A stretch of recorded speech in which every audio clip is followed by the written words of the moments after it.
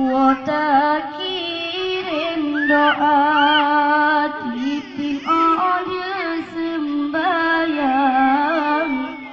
Bek tua tak kirim doa.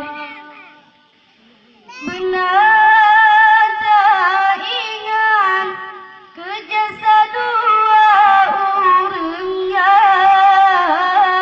Ubit hai intan tanya bak pelara.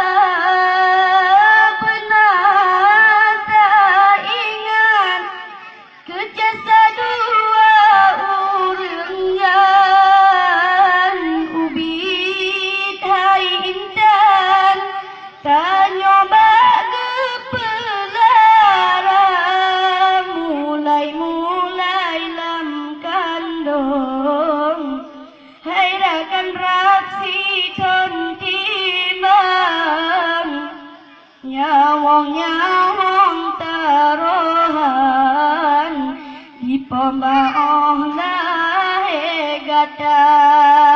Nyawang di pembaoh lahe gata. Umur 7 tahun pon gepebet mukadam. Gepebet Al-Quran tajwid dengan irama. Gepe-gepe sikula ba istiqlal hedrok lanam. Dudau gesambong henyan SMP dengan SMA. Gepe kuliah umak fakultas manyang. Jurusan bidang kantor guru sekolah. Kadang-kadang diayah metuah merukuk pitan. Yang menjajan hantong gepegahana. Kadang-kadang diayah metuah rukuk gemeutang.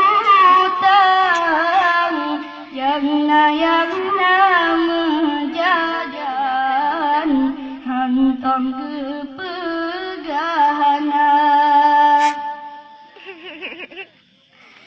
Orang teraya lam kepetunangan. Dengan pilihan contoh yang gelak gata.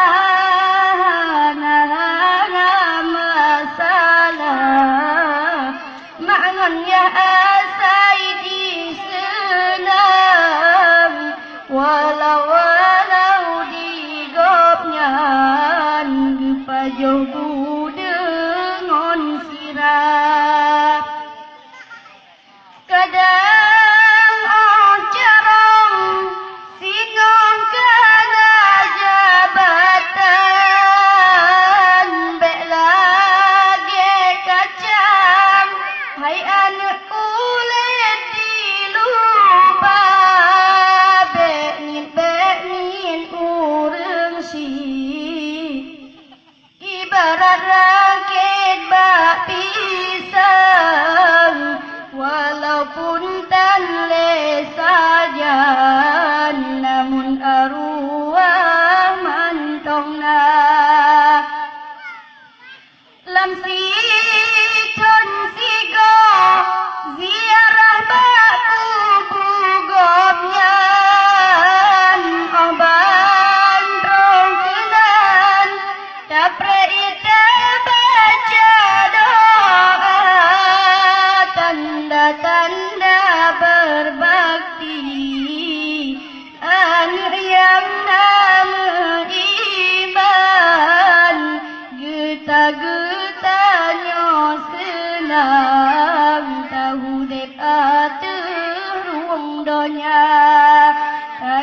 tanda berbakti, anak yang hamba iman, semoga gomnyan begitu asal syurga.